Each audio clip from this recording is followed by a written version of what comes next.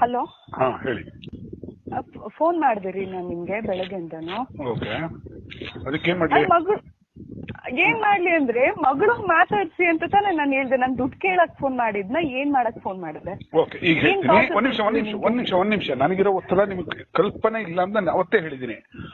ಈಗ ಕೇಳಿಸ್ಕೊಡಿ. Point number 1, ಜೊತೆ ಇರೋದು ಅಂತಾಗಿ ನನ್ನ ಕೈ ಹೇಳಿದ್ರೆ ಜೊತೆಲೇ ಇದ್ರಿ, ಆಯ್ತಾ? ಆಮೇಲೆ ಮನೆ ಅಂತ ಅದು ಮನೆಗೂ ಬಂದಾಯ್ತು. ಅವನ್ ಹತ್ತ ಅನ್ಬಿಟ್ಟು ಹೊರಟ್ರಿ. ನೀವು ಡಿಸ್ಟೆನ್ಸ್ ನೀವೆಲ್ಲ ಮಾತಾಡ್ತೀನಿ, ಕೂಲಿ ತರ ಸಾಯ್ತಾ ಇದ್ದೀವಿ ಅಲ್ವಾ? ಸೊ ನಂಗೆ ಗೊತ್ತಿತ್ತು ಇಷ್ಟರಲ್ಲೇ ಮಗಳು ಹುಷಾರಿಲ್ಲ ಅನ್ನೋದು ಒಂದು ಇಶ್ಯೂ ಮಾಡಿ ಬಂದೇ ಬರ್ತಾರೆ ಇವ್ರು, ಬೇಕು ಅಂತ ಕ್ರಿಯೇಟ್ ಮಾಡಿ. ನೀವು ತುಂಬಾ ಕಿಲಾಡಿ ಅನ್ಕೊಂಡಿದ್ದೀರಿ. ನೋಡಿ, ನೀವು ನೋಡಿ ದರ್ಶನ್ದು ಎಪಿಸೋಡ್ಸ್ ಅದು ಇದು ಎಲ್ಲ ನೋಡಿ, ಆ ತರ ಇರ್ಬೇಕಿತ್ತು. ನಾನು ಹಂಗಿಲ್ವೇ? ನನ್ನ ದುಡ್ಡಿದ್ರು ನಾನು ಹಂಗೆಲ್ಲ ಮಾಡಲ್ಲ. ನಾನು ಸರಿಯಾಗಿ ಯೋಚನೆ ಮಾಡ್ತೀನಿ, ಸರಿಯಾಗಿ ಹೇಳ್ತೀನಿ, ತಾಳ್ಮೆ ಬೇಕಿಂತ ಟೈಮಲ್ಲಿ ಅಂತ. ನೀವು ಫೋನ್ ಮಾಡಿದ್ ನನಗೆ ಗೊತ್ತಿಲ್ಲ ಒತ್ತಡಗಳು ಏನೇನಿದೆ ಅಂತ. ಎಲ್ಲ ರೆಕಾರ್ಡ್ ಆಗ್ತದೆ, ಇಟ್ಕೊಳ್ಳಿ, ಇವೆಲ್ಲ ಇಟ್ಕೊಳ್ಳಿ. ನೀವು ಇದುವರೆಗೂ ಮಾಡಿರೋದು ನನಗೆ ಎಷ್ಟು ಲಾಸ್ ಅಂತ ನಿಮ್ ಕಲ್ಪನೆಯೂ ಇಲ್ಲ, ಆಯ್ತಾ? ಒಂದು ಅಡುಗೆ ಮಾಡ್ಕೊಡೋದು ಇದು. ನಾನು ಬಹಳಷ್ಟು ಜನಕ್ಕೆ ಮೆಸೇಜ್ ಮಾಡ್ಬೇಕು, ಬಹಳಷ್ಟು ಜನಕ್ಕೆ ಜೊತೆ ನನ್ನ ಮೊಬೈಲ್ ಎಲ್ಲ ಇಟ್ಕೊಂಡಿದ್ರಿ, ಎಲ್ಲ ನಂಬರ್ಗಳು, ಇನ್ನೊಂದು ಮತ್ತೊಂದು ಎಲ್ಲವೂ ಗೊತ್ತು ನಿಮಗೆ. ನಾನು ಏನು ದರಿದ್ರಕ್ಕೆ ಹೋಗ್ತಾನೆ ಇಲ್ಲ, ಅದು ಗೊತ್ತು.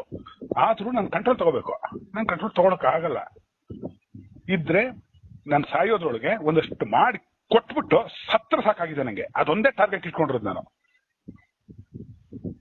ಹೇಳಿ, ಮಾತಾಡಿ. ಮುಂದೇನು ನೆಕ್ಸ್ಟ್ ಏನ್ ಮಾಡ್ಬೇಕಂತ ಹೀಗಿದ್ರಿ? ಅಭಿಪ್ರಾಯಗಳು ಬದಲಾಗೋದು, ಇದು ಅದನ್ನ. ಊಟಕ್ಕೂ ಗತಿ ಇಲ್ಲ, ಏನೇನೋ ಮಾಡ್ಕೊಂಡು ಕೂತಿದ್ದೀನಿ. ನಾನು ಕೆಲಸ ಮುಗಿಸಿ ಕೊಡೋರು ಕೊಟ್ಬಿಟ್ಟು ನಿಮ್ಗೊಂದಷ್ಟು ಉಳಿಸ್ಬಿಟ್ಟು ನಿಮಗೆ ಮಗಳು ದುಡ್ಡು ಕೊಟ್ಬಿಟ್ಟು ಅವತ್ತು ನೈಟೇ ಸಾಯ್ಬೇಕು ಅಂತ ನನ್ನ ಆಸೆ.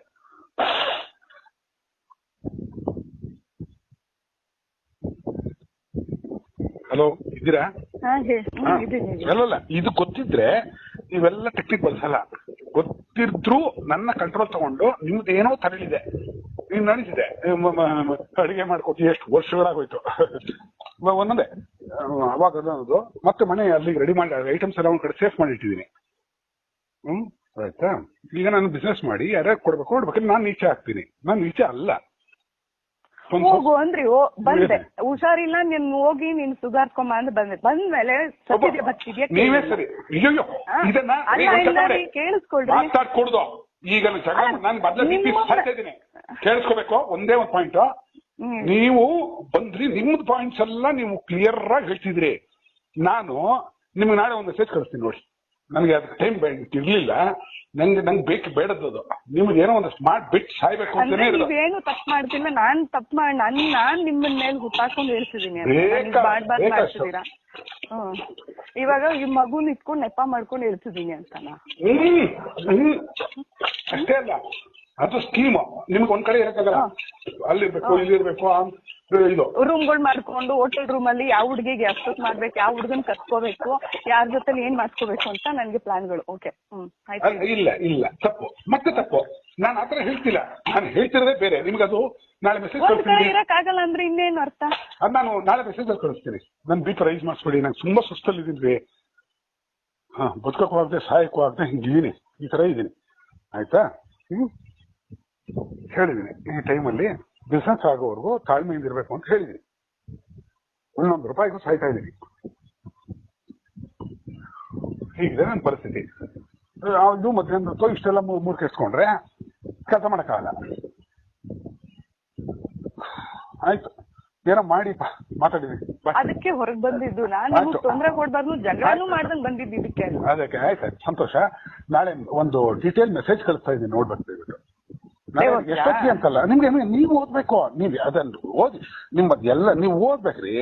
ನೀವು ಓದ್ ತಿಳ್ಕೋಬೇಕು ಏನ್ ಕಷ್ಟಗಳಿದೆ ಅಂತ. ಗಂಡ ಕಷ್ಟದಲ್ಲಿದ್ದಾಗ ನನ್ನ ಜವಾಬ್ದಾರಿಗಳೇನು ಅಂತ ತಿಳ್ಕೋಬೇಕು.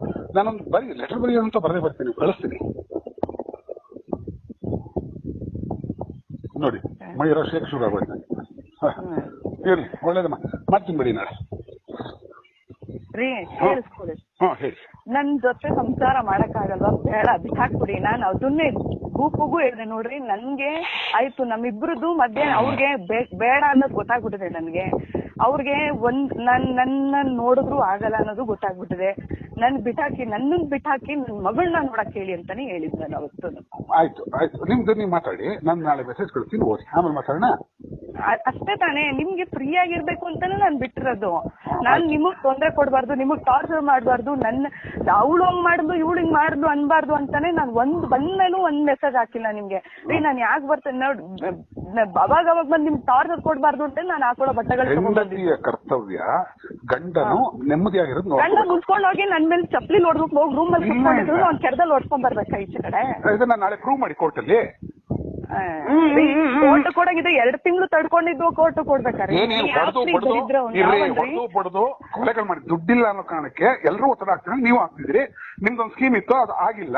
ಇರ್ಲಿ ಬಿಡಿ, ನಾನು ಮಾತಾಡ್ತೀನಿ ಬಿಡಿಪ್ಪ. ನಾಳೆ ಸ್ವಲ್ಪ ಬಿಡಿ, ಸುಸ್ತಾಗ್ಬಿಟ್ಟಿದೀನಿ, ನಡುಕ್ತಾ ಇದ್ದೀನಿ ಬಿಪಿಲಿ. ನಾ ಮಾತಾಡ್ತೀನಿ. ಥ್ಯಾಂಕ್ ಯು, ಟೇಕ್ ಕೇರ್ ಮಾ, ಬಾಯ್.